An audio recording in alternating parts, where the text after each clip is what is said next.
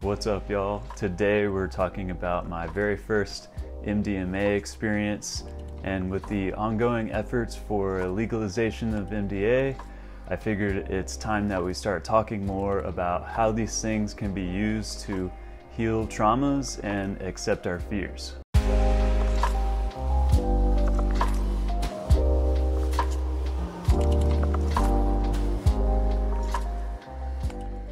Hey friends, welcome back to the channel. If you're new here, my name's Tyler. We talk about trip reports, the contents of these amazing experiences, and how we might integrate them and navigate this continuing mystery of life. Check out my channel and subscribe if you're into it.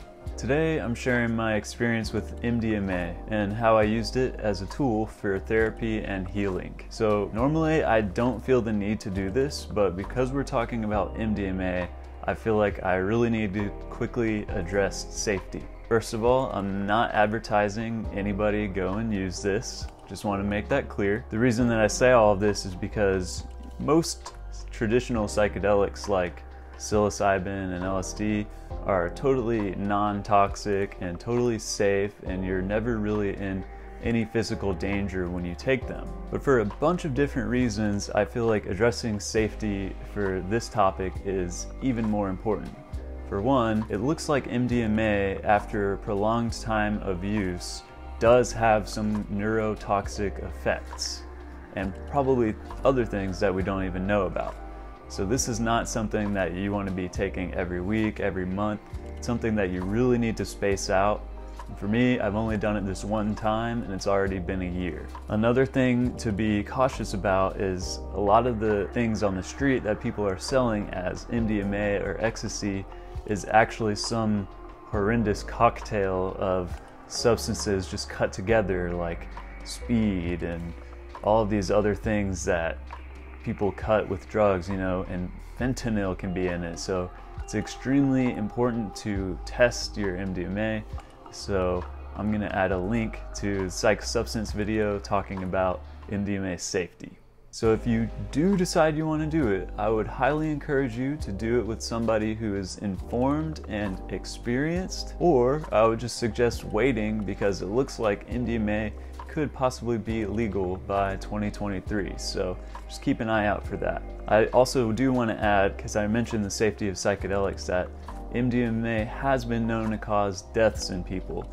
And if you take all of the right safety steps, you can avoid this. But it's a matter of having the information and being smart and safe. So one of the big things that can cause death in MDMA is your body doesn't have the same type of temperature regulation. So especially people who are in a rave setting or dancing, it's your body can overheat, and you don't want that. And I'll actually touch a little bit on that in my experience report, because that ended up leading me to something pretty scary at some point. So I will get to that in a little bit. All right, so now that we've gotten all of that out of the way, why don't we just jump into the story? So I was at a friend's house, took the MDMA, which I know for certain is real MDMA, and I was waiting on the couch for it to kick in. And the first thing that I felt was nausea. So this isn't too surprising because, on psychedelics sometimes you can get nauseous, especially if you eat a bunch of mushrooms and you had a meal before or something like that, or sometimes just the intensity of the come up can make you nauseous. So that's kind of to be expected. But it usually doesn't get to the point where I actually throw up. It's pretty rare if it does happen. So the nausea just kept getting more intense for me. So at some point I knew that I either needed to go throw up or be somewhere where I could do that. So once I knew it was kind of game over, I went out into the backyard and I went ahead and threw up. So this was during a extremely hot and humid Texas summer day in August, which is the hottest month. So even just throwing up for 10 seconds, I was just drenched in sweat. And this is during the come up for MDMA. So here I am sweating profusely and nauseous. I'm scared because I know that body temperature regulation is an issue for people that are on MDMA. So here I am sweating my ass off, and I'm only minutes into the come up, so I start to get a little bit scared. Plus, I had never been through this before, so I didn't really know what to expect with all the feelings and the come up or anything. So the first time I threw up, I felt relief temporarily, but then the nausea kept coming back in waves. So then I went to the bathroom and I threw up again, and just the mere exertion of vomiting is enough to like really make you sweat hard. So I was still sweating profusely and, you know, still scared about my body temperature not being able to regulate. So I dumped a cold glass of water on my head and on my neck, and that made me feel a lot better, and it just made me feel safer, you know, to think that I was cooling myself down a little bit. So I go back to the couch, and it's still this kind of tug of war between feeling like total shit, like I'm gonna throw up, and then starting to feel that euphoria and like something was coming. Finally, this tug of war gave way to a good feeling, and I was officially on my way to my first roll. So it started off with us just watching videos about space and Jupiter and its moons. And it was just kind of this calming, like distracting thing that we could watch as we're coming up, and it just made me, you know, when I was starting to feel that MDMA feeling, I was looking at this space stuff, which is a subject that I'm pretty passionate about already, but I just looked at it with a new wonder and appreciation and amazement, and just all these new little details that I was learning in this space videos were just blowing my mind. I was like, whoa, you know, like our universe that we live in is just so mystical and weird sometimes. So slowly I went from feeling bad to feeling better to starting to feel really good. And I started talking to my friend who was sitting on the other couch, and the thing about this friend is he has gone through some psychological issues himself, and he knew that I was going through a lot, so he kind of offered this experience to me as kind of a DIY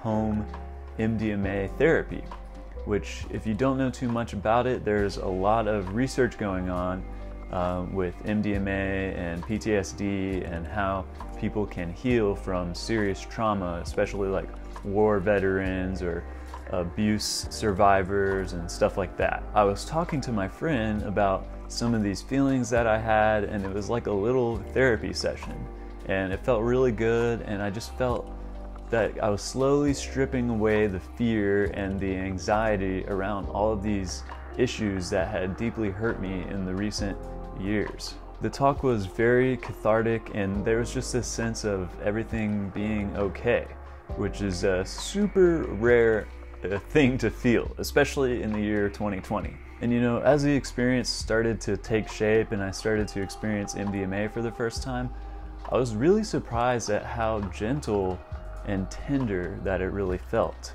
Because, you know, I try not to think of stereotypes too much, but usually when you think of MDMA, you think of like raves, you think of dancing, you think of like you know, people just like dancing for hours and hours and hours. So you figured there would be at least like some kind of speedy element to it or something like that, but what I found was not like that whatsoever. It was, maybe if I was in that environment, that would be the thing to do. And now thinking about it, I think it has more to do with MDMA making you like a sympathetic resonator. So if you're in a room full of people that are dancing and raving and feeling good, that's probably what you're going to be doing as well. So that's kind of how I'm starting to think of this, as like a sympathetic resonator. But yeah, the experience was very tender and mellow, and it almost felt like love, like very tender love, like you were just receiving this comfort from this feeling. And I was surprised by that, to be honest. So I decided to take some time to go in my own mind and work on these issues that I had been dealing with in my personal life. So I grabbed my headphones and then I lied down on the couch and put on the album The Slow Rush by Tame Impala. So just to mention a little bit about this album, why I chose this album, Tame Impala has been a very important part of my life and my psychedelic journey. If you've seen my Kundalini Awakening video, when I had the experience of my Kundalini rising while I was on LSD, that was while I was listening to Tame Impala's music. At that time, it was 2011, so we were listening to their first album, Inner Speaker. I feel like this music had a huge part to do with why I had that experience, and it helped guide that trip from that point on. And I was doing some reading about this new Tame Impala album, The Slow Rush, and I read somewhere on there that Kevin, the songwriter and leader of Tame Impala, he said that The Slow Rush was their MDMA album. So I was super curious about that, and I knew I had to listen to it for my first experience. So I was listening to the music and lying on the couch, and I felt like everything was just soft. I don't know how to explain it, but it was like all the sounds and textures and things that your brain are absorbing, it just felt soft, and it all had this gentle, tender like vibe to it where it just made everything feel comforting, especially just the really good music and sounds and melodies and all of that stuff. So I definitely could see how this album is geared towards that kind of experience. So I was enjoying this album immensely and feeling good. At that point, I hit my weed pen. So then the song came on called Lost in Yesterday, and this song had the biggest impact out of all of them. So there's lyrics in this part of the song that say, "Eventually, terrible memories turn into good ones. If it calls you, embrace it. If it haunts you, erase it." And that just really hit at the perfect time. So these lyrics are just absolutely relevant for my life, and I'm sure all of you had at least one experience where you're listening to music and the lyrics just perfectly encapsulate where you're at, and they just hit at the right time, and it's like that perfect thing that you needed to hear, and it's so relevant to your life. That was exactly what I was feeling, and especially when you're in this highly suggestible state of being on MDMA, it's extremely impactful. I had experienced some major traumas in the last few years, and thinking about old friendships that were now tarnished and people and relationships that I cared for dearly are now just in shambles, and that was kind of some of the stuff I was trying to work out in my head during this experience. So I wrote down some notes the following day, and I wanted to share with y'all some of the notes that I read so you can kind of get an insight into my mind at the time of this experience. So I wrote, "Feeling like things are overall soft, pleasant, my body like a sympathetic resonator to the music. The lyrics singing, if it calls, embrace it. If it holds you, erase it." I thought about my tarnished old friendships and relationships. Although there are many mixed feelings and resentment on both ends, there is still a real love for each other underneath all of that, and that's still okay. Ugly things were exchanged, but underneath all of that too was love. That the reason we went through any of that in the first place was because of love. Gentle, delicate healing. With all the trauma of everything that happened, the thing is, I can feel happy now in this moment. Simply because I can be happy now means that all of those things that happened are gone, irrelevant as far as enjoying new moments is concerned. There's a freedom and a relief from that. It's like I can think of all of these horrible things in the world and in my life, and it doesn't have to threaten my existence or personal life.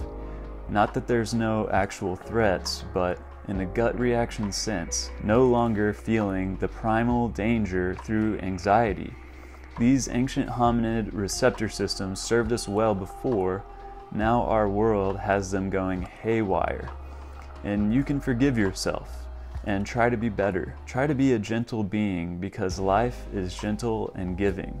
So yeah, I think that definitely sums up how I was feeling while I was listening to music on the couch. And it really helped me get over these things that I was feeling, because I was able to see that the reason that you fight with someone sometimes is because you care. And that was an important realization to make me realize that although the fighting and the ugly side of things was undesirable, it was because there was love there, and that makes that okay. Not like it's okay to act that way and be toxic and things like that, but just that it's okay in general because there's love at the end of the day. I don't know if that makes sense, but I'm just kind of re-explaining it anyway. I think you probably got the point. So after that, I continued hanging out with my friends and enjoying music and kept ripping my weed pen.